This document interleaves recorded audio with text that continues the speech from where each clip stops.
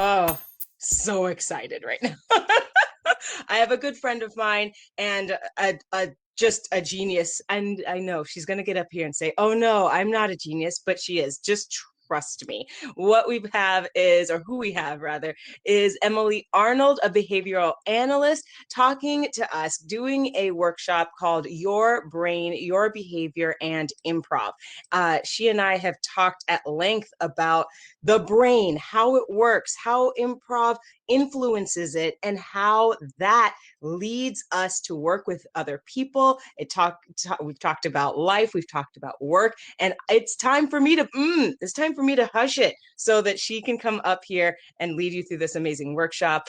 Let's do this. Thank you, Shannon. And I am not a genius, but I appreciate your words. I told you she'd say that. Well, thank you, everyone at Creative Approach. I am so excited to be here. Feel free. We're going to be doing a PowerPoint presentation during this workshop, but I want you all to be active in the chat. So feel free to ask questions or chit chat or say whatever you would like while we talk about behavior and our brains and improvisation. So I'm going to share my presentation. Let's see if I can make this work. All right. Oh, I can't see the chat when I'm doing this. This is fun. Can everyone see my presentation right now? You put in the chat if you can see things. Excellent. Beautiful. Okay, wonderful. I'll just kind of like pop back and forth from the PowerPoint window to this window to see if there are questions. So if I take a minute to check on you, my apologies. All right, so we're going to do some learning today. But first, a little me. So I'm a behavior analyst. I'm also an improviser. I joined my first improv troupe in 2012. And within the same year, I started in this world of behavior. And so as a behavior analyst, I gave someone a quick and dirty definition earlier. And the quick and dirty definition I like to use is that I look at the environment surrounding an organism and I see how we can tweak that environment a little bit to change that organism's behavior. That's essentially what any behavior analyst who kind of works in my world does. We're a little different than the criminal minds ones. We work on shaping the environment. And so I started those two things within the same year. So for me, improvisation and behaviorism and my work with my clients has always gone hand in hand. My particular specialty is with neurodiverse individuals. Currently, I work with neurodiverse adults and their caregivers. So none of my clients are able to live on their own. They all have support staff. Oh, Philip is having technical difficulties. Sorry, we will, hopefully that will get fixed soon. So those are, so that's what I've been doing. Everything has always been linked together. And as I started to grow in my improv career, as I started to teach classes and direct shows, then I also simultaneously started growing in my behavior career, from a direct support staff to getting my bachelor's level certification to going to grad school and getting my master's level certification. And as I've gone on through both fields, I've really recognized how they both have impacted and strengthened my work both ways. I'm a better behavior analyst because of improvisation. I'm a better improviser because of behaviorism. All right, so let's move on to talking about what we're going to talk about today. We are going to start by learning about some terminology because we're going to talk a little about behavior. We're going to talk about how improv shapes behavior. But before we can do that, we got to learn some basics. So welcome to Behavior Analysis 101, where we learn some terms together. So The first term we're going to learn is behavior. Very simple word. Now, behavior is anything that a living organism does, whether it's on the outside of your body or the inside of your body. So moving, speaking, walking, breathing, those are all things that, you can see someone doing. But also thinking, the things that are going on inside of your head, those are also behaviors. Other people can't necessarily see them, but you know that they're there. Can I get in the chat? Can I get like an all good if we're still good on if we're good on terms? Also, I can see like some tech stuff's happening, so I want to make sure. Excellent. All right. So the next thing we're going to learn about, the next term I want everyone to be on the same page with me about is a reinforcer. Now, reinforcement is a word that y'all might hear a lot in pop culture, right? I think a lot of us have heard the word reinforcer, use this in our lives. In the behaviorism world, in the science of behavior, it has a very specific meaning in that it is something that happens after a behavior occurs that increases the likelihood of that behavior happening again in a similar context. That's a lot of words. We've been here for 72 hours. What does that mean? That means that if I go to a vending machine and I see that in C12 is my favorite soda in the world, and I hit the little button that says C12 and I get my favorite soda, then the next time I encounter a similar context where I see, oh, the number on the soda matches the buttons that I push, all I gotta do is push those buttons again, and I'm gonna get the soda that I want again. So getting that soda has reinforced my button pushing behavior. Does that make sense to everyone? Give me some all goods. Perfect, wonderful. All right. On the flip side, we have punishers. Now, this is where sometimes in pop culture we get a little bit befuddled between reinforcers and punishers. Now, punishers, again, in behaviorism have a very specific, very specific meaning, and that is that those decrease the likelihood of a behavior occurring in the future in similar contexts. Now, what's important to know is that for all humans, not all humans have the same reinforcers, and not all humans have the same punishers, right? For example, I hate tomatoes. I hate tomatoes so much. They are the worst food in the world, in my opinion. If I go to a Panera Bread, say, and I order a salad, and I get the salad and it is just covered in tomatoes, I am less likely to order that salad again in the future. Or my behavior is going to change otherwise, right? I will know to order it without tomatoes.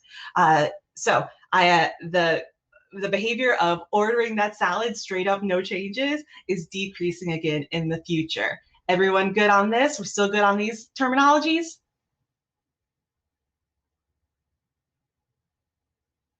I hope the answer is yes. Excellent, wonderful. One more term and then we'll get into, or two more terms and we'll get into some other stuff. Now, with reinforcing, punishing things that happen all throughout our life, now we also have something called conditioning. Now we are complex creatures, right? Humans. We're not little amoeba who just blindly react to stimuli, right? We have we make these associations in our brains, and that's essentially what conditioning is. We link stimuli that have occurred in the environment to each other. A thing you probably all had in Psych 101, you heard about Pavlov's dogs who would salivate when they heard a bell, or who would salivate when they saw food, and so they started presenting a bell along with food, and so the dogs started salivating when they heard the bell. They associated the bell with food. Likewise, this might also happen in our real lives with when we meet someone who we fall in love with or who we care about, right? All the things that remind us about that person may elicit similar feelings inside of us. Similarly, when we see things that have been previously associated with reinforcers and punishers, we might be linking those things together, right? So take my example about Panera earlier, right?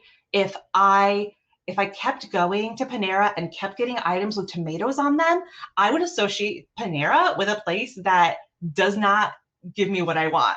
is just like a tomato heavy place, and I don't want to be there. It's been conditioned to have like a negative kind of like overtone to it. All right. Now, last one. Then we'll talk about improv. I promise. The last term we're going to talk about is learning history, and that is a combination of the reinforcers, punishers, conditioners that have happened across an organism's lifetime. All right. Now, when we think of learning history, maybe you think of like your education. So all of us have had some sort of direct teaching and education, and your history of learning math, for instance. You might have a very specific learning history with math, but also sometimes we have other really specific learning histories, right? I don't know about you. I'm not happy with my body all the time. That little face that they're making in the mirror, that's me too, because I, throughout my lifetime, have had a lot of very specific things happen in the environment that have kind of conditioned me to like look at my body and be like, that could be better. That's my learning history regarding my body. So all of us have learning histories. They are rich, they are varied, and they are complex. That is it for my behavioral terms. Thank you. You've all graduated ABA 101, Applied Behavior Analysis 101. If everyone thinks they understand, if everyone's good, you think you got A's, put it in the chat. Tell me you're good. And we will move on to talking about, yes, Isaac got an A pluses for you all. So let's move on to improvisation. We're going to like put a little pin in the behavior stuff. And now I want to talk about improv. I want you all you humans to get your little fingers going. What are things that improvisation teaches? This is a broad question. We've been talking about this all weekend. So go ahead, plop them in the chat. What are some things that being an improv teaches? Adaptation, accepting failure, yes. Intuition, excellent. Openness, flexibility, failure, collaboration, communication. Yes, beautiful. Instinct, self-tolerance and listening, saying no to tomatoes. Look, yes, absolutely. Vulnerability and caring, connection. Yes, absolutely. Being in an improv setting teaches all of those things. Courage, excellent, wonderful. I had put a few things on here just in case, like the chat was slower than we had wanted it to. But we said a lot of these things, right? We listen. We accept things. A lot of us make bold choices and trust our gut. We learn to be flexible and pivot when necessary. Excellent. Wonderful. Now, next question. Get it in the chat. What are ways that we teach improvisation? Those of us who teach to students and those of us who teach applied improvisation in a like corporate settings. What are some hows? How do we teach? What do you think? Put it in the chat. Experiential, playing some games. Exactly. There's a lot of active doing. Game-based learning. Yeah, we learn through doing a whole lot in this field, right? Excellent. Exercises, discussion, debriefing. We observe, yes, Bev, excellent. Yes, and we create a safe space to fail. Perfect, beautiful, wonderful. I'm going to keep moving on because I can talk forever and I want to get through. We have so much content. And we use a lot of these things, right? So I'm putting a little bit of behavioral terminology in with some of the stuff that y'all just said. So doing drills and workshops, that's some of that explicit teaching like you did in the classroom, right? We cheer for failure. We provide reinforcement. Remember that word? We provide reinforcers to other humans when they fail, right? And the community, we utilize yes and. People see you using yes and, right? So we would say that you're modeling that for your students and for your clients. Now, I want you to take a step off the stage for a second. And I want you to think about what those environments are like outside of improv, right? Think about before you found improv or the client who steps into your world for the first time. if they had tried any of those things that we teach, if they had tried to be yes-anding, if they had tried flexibility and play, they might meet some barriers in their real life, right? They might meet some judgy popular girls. They might meet some people who are very rigid in their thinking and the way that they do things. They might meet some negative coworkers, right? How many of us have been like the perky person in the office and gotten like sneered at and like shot down when we're the perky one, right? When we're just trying to have fun and play, people say like, this is work. It's not playtime. And so all of this is to say that the reason that improvisation works and is such a strong tool for teaching those behaviors is that we, as an improvisational community, we reinforce what other environments often punish, right? We just talked about all the how behavior change happens and how learning histories are built. And so when we get new students, when we get those clients who come in, they might have had that punishing learning history where when they stepped out of their comfort zone or they tried, they made a bold choice and they failed, no one cheered them, right? We're in a very unique position and we have a very unique environment where we provide active, just gobs of reinforcement for behaviors that just don't happen. This reinforcement just doesn't happen in the real world, right? Everyone on board with this argument? do we all agree? Everyone following the train? Yes, perfect, good. So this is what makes our world so special.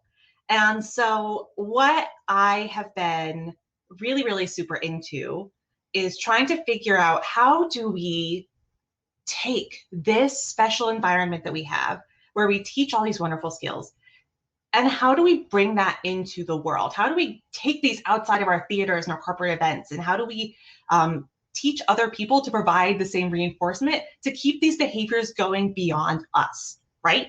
So now we're going to get a little bit of, we talked about how like, behaviorism, defining that in improvisation, but now I want to talk a little bit about how I utilize improvisation in my clinical work. And again, to remind everyone, primarily what I do clinically is I coach caregivers of neurodivergent individuals who are unable to care for themselves. And so the first thing that I initially wanted to look at, and this is my master's thesis, I wanted to look at strictly if we just played improv games with certain caregivers, how would that change their behavior? Because I'm a behaviorist, which means that what I'm looking at is observable, measurable change that I can watch, and I can put a little data point on my graph to see how you are doing. And so for my master's thesis, what I did was I actually took preschool staff at a preschool where they worked one-on-one with their young clients, like young autistic clients, probably at 3-4 years old for the most part.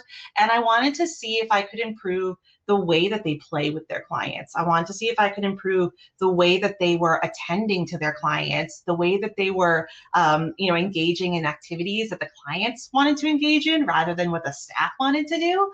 And I wanted to see if I could get the staff to look like they're having fun. I wanted to see if we can get some smiles out of them because unfortunately in my world, the direct service staff is a like below minimum wage job. So you get kids who are just kind of there. And I wanted to make this job more fun for them. So what you'll see is a series of graphs from 3 of my preschool teachers that I worked with. On the first side where it says baseline is me just observing them, observing whether or not they were literally looking in the direction of their client while they were working with them, looking at what I labeled as positive affect, so whether or not they were smiling, singing, joking, etc., and whether or not they were engaging in the client's preferred social reinforcers, or whether that was chasing or singing or tickling or One little girl loved having giant inflatable balls thrown at her. She loved rough play. So I wanted to see how that was looking. And then all we did once a week, I met with them and we played improv games for about 30 minutes a week. No clients around. We weren't even talking about their clients for the most part, except for one activity that I'll explain later. And I just wanted to see if I could make any behavior change with just playing improv games with these staff members. And it's kind of a mixed bag. So you'll see, so that's the second half of the graph after that dotted line. So you'll see all of my participants improved their positive affect, like a lot. Everyone got more stable with orienting towards their client, with looking at their client, and I got some responding on the preferred social engagement. Eugene did better than Louise, and Tina was kind of middle of the road. So I saw this and I was like, okay, cool. Now I know that I can make some change just by playing improv games, not even talking about clients, not giving feedback in person. So what else, how else can we explore this is what I want to do. So since grad school, I have been kind of diving into this next thing, which kind of looks like a little bit of a divergence, but I'll explain. I've been reading a lot about acceptance and commitment therapy, and I've been doing a lot of that work clinically. This is what I primarily use with caregivers right now. And in acceptance and commitment therapy, there are 6 main tenets. And the entire thing focuses on bringing those inside behaviors, our thoughts, what we're thinking about, what's going on in here, to our outside behaviors, how we're interacting with the world, how we're seeing other people. So I'm going to explain the 6 tenets. And while I'm explaining, I would love for you in the chat to see if any of these sound familiar to you. All right. So the first tenet of ACT is being in the present moment. And it's noticing the environments around you and looking at the stimuli that's happening right now and saying like, yes, the light is on. This person is talking in front of me, and really being in the moment with them. All right. The next one is values. So those are the things that are important to us. These are the things that are driving us. I like to think about this as your directions on your compass rose. Where are you going and why are you doing it? The next one is committed action. It's actually physically doing a movement in the direction of your value that is big and that is bold. You are taking it in service of your value to get you where you want to go, to move in that direction. The next one is self as context, knowing that you are not just one thing all the time, right? I work with a lot of caregivers who are like, oh, I'm such a bad parent because XYZ. They're not a bad parent, but because they might have struggled in one avenue, teaching them, just because you have a struggle here, you are greater than that context. The next one is diffusion, which is best defined as not fusion. So it's the act of unsticking yourself from a premise or a thought, right?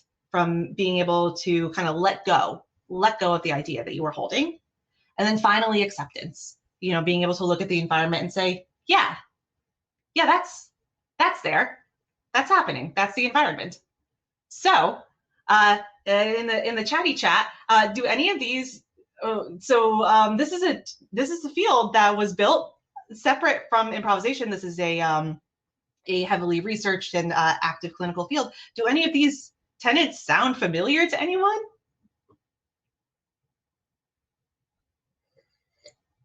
Yes. Acceptance is yes and. Yes, right.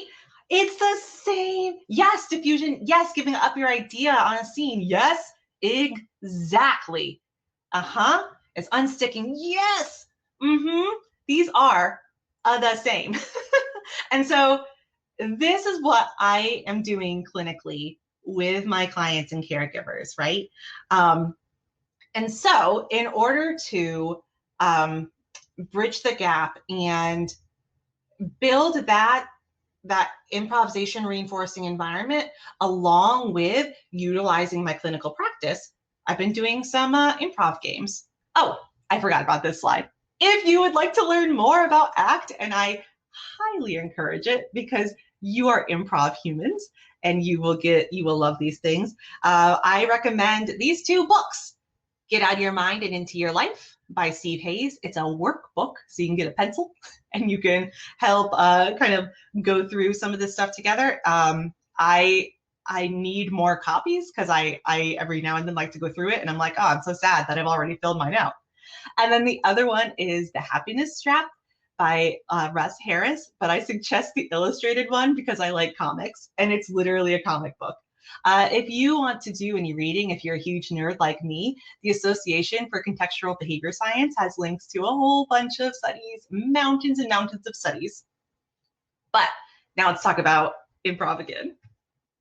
So here's what I do in my practice is I like to take games that we play as improvisers and I connect them to the ACT tenets. And this is what I do with my clients all the time. Any of my clients who have enough verbal behavior, enough skill to do these activities with me, I do it with them. Otherwise, these are activities that I do with caregivers. So for instance, I like to do a word at a time story with my clients.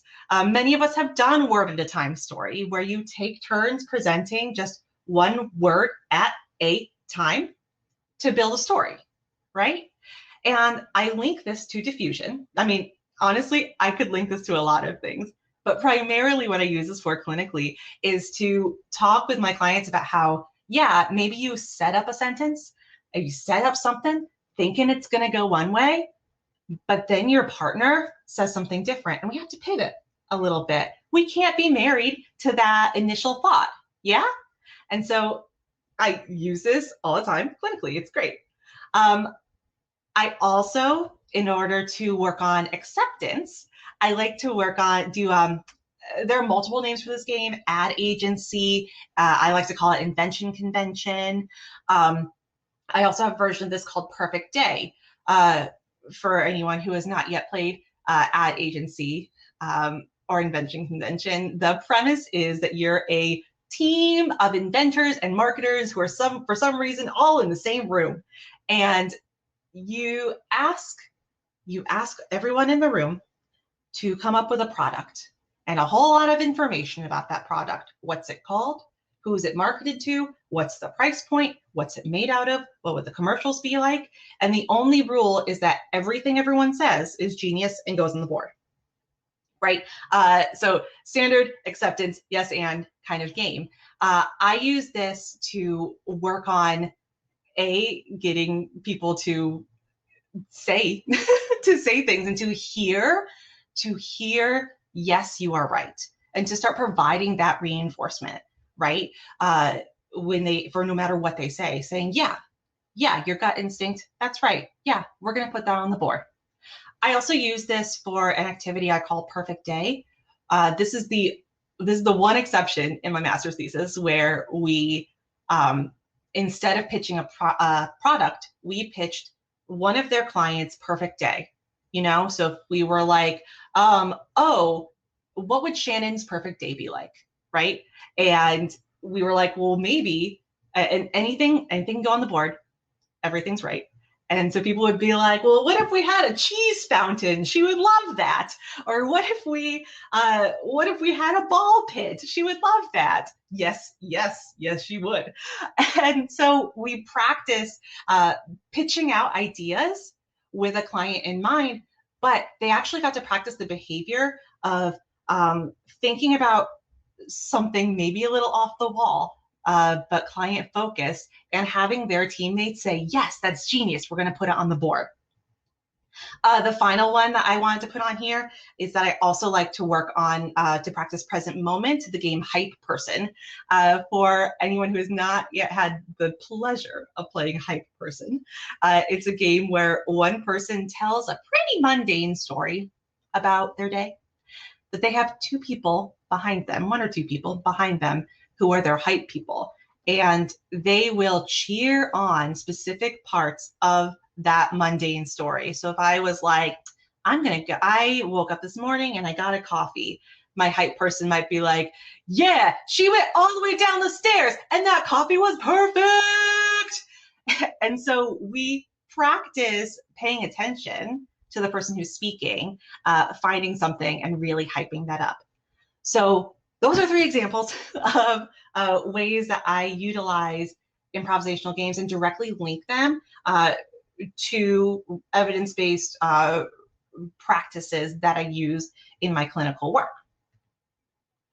So here's the main takeaway that I just want everyone to know is that all of this is, like I said, something I've been kind of exploring and looking at since grad school, right? The specific link between those 2 fields, not a whole lot of papers on it.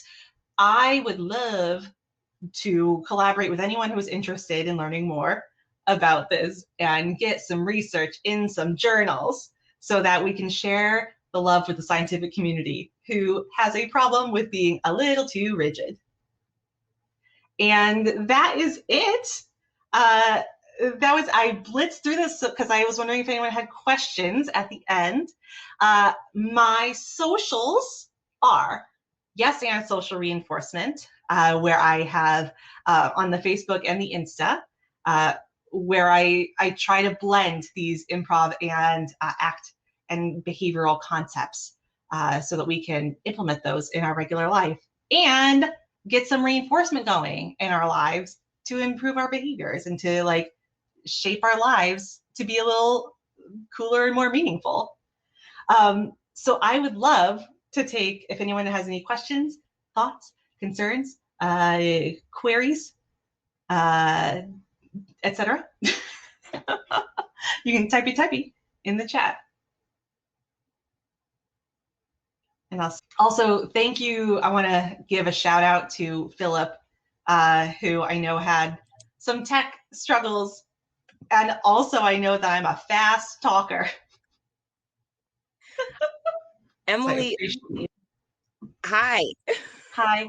I want to offer, you said that there are questions, if there are any questions or comments, but I would also like to offer people being able to come up. Yes, Crystal has a question, but also be able to come up and talk to you directly in front of people so that you can have those conversations here so we can see you do that since you have some time left. Yeah, I love that. Yeah, I see Bev and Crystal both have questions in the chat. Let me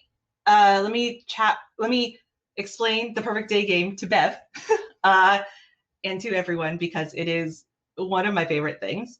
So the premise of the game is you think of a person, think of a someone. You could do this for yourself. You could do this if you're, I did this for myself at the top of quarantine. And you just start writing on a whiteboard or any paper that you have. If money was not an object, if physics was not real, if you could do anything in the world, what would your perfect day be? And just if you're doing this with someone, if you're doing this with a team, for instance, really reinforce the idea that everything they say is a brilliant idea to go on the perfect day board. We don't want to hear any, oh, there's no money for that, or oh, that's not possible. Just put on the board.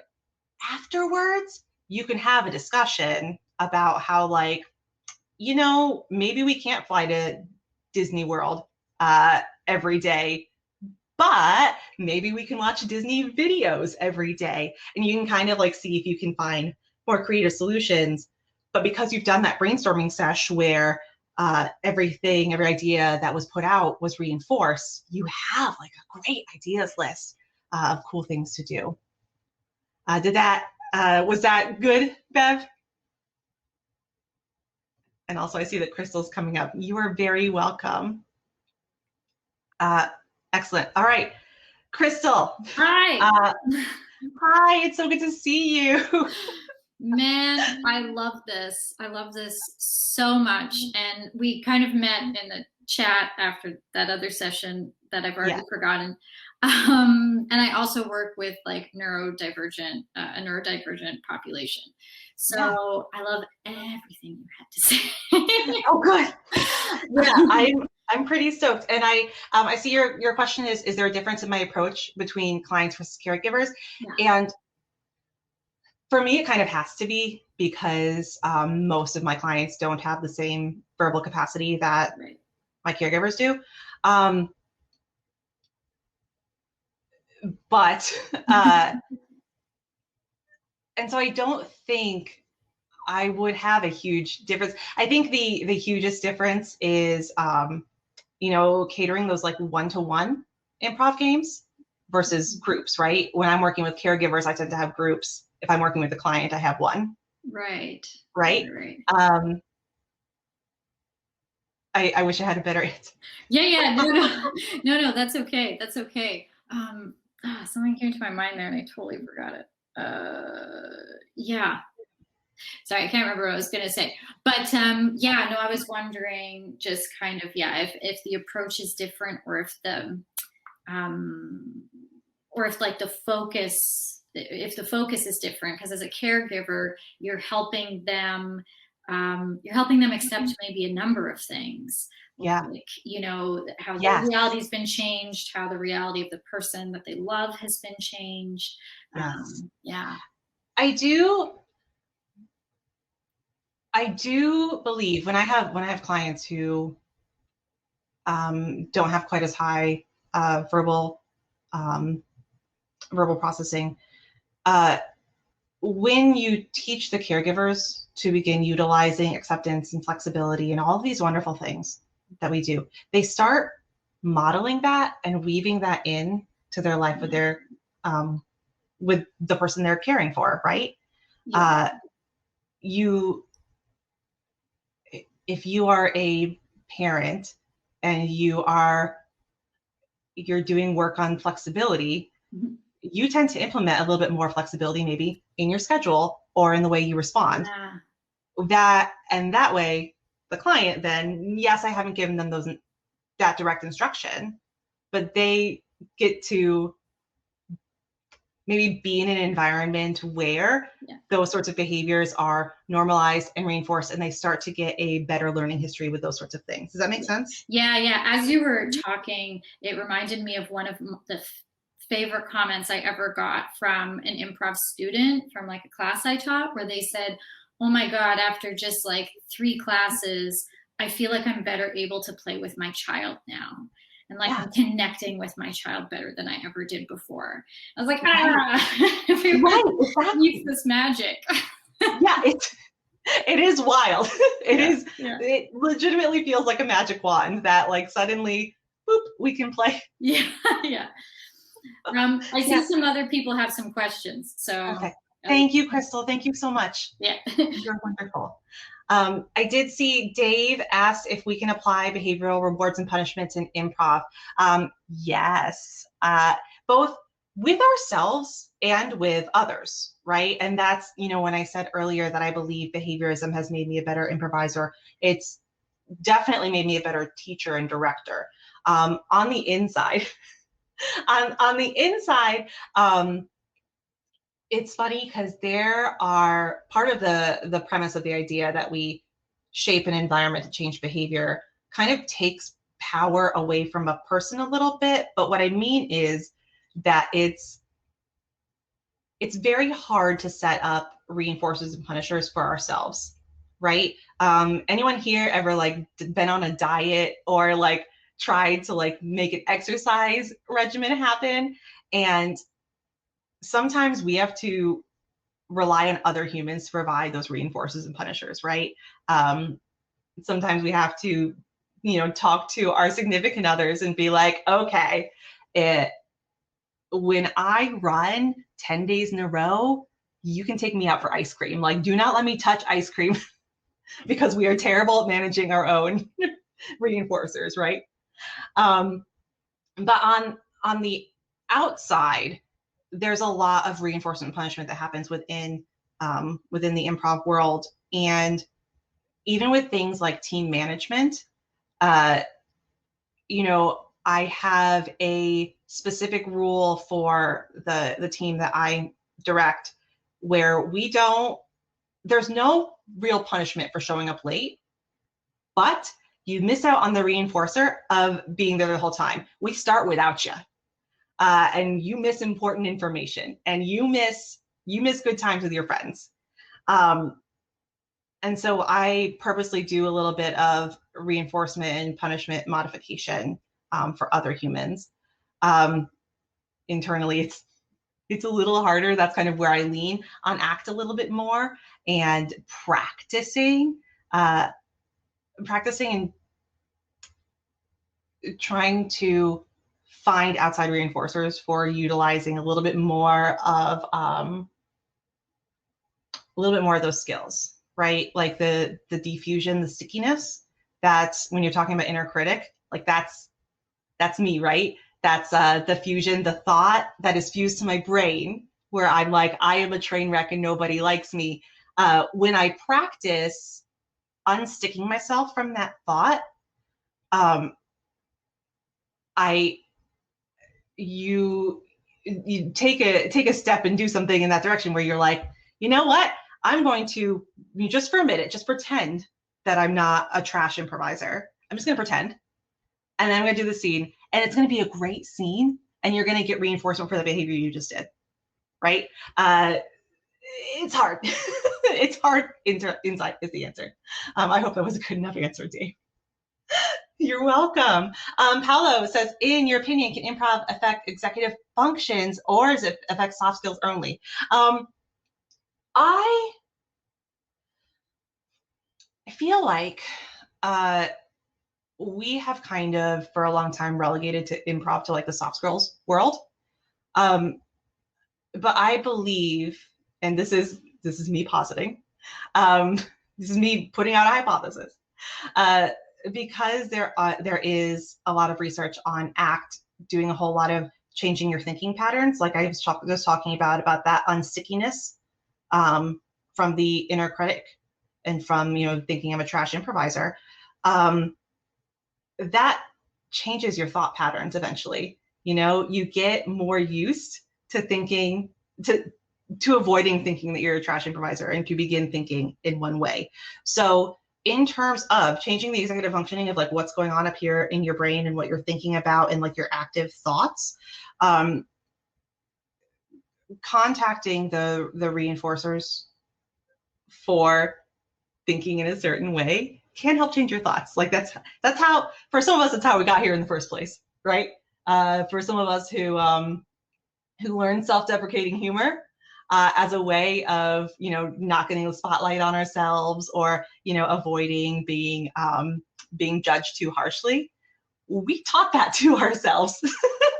We taught that to ourselves because we were reinforced by avoiding drama. So in that same way, we can fix some of that executive functioning. I hope that answered that question for you.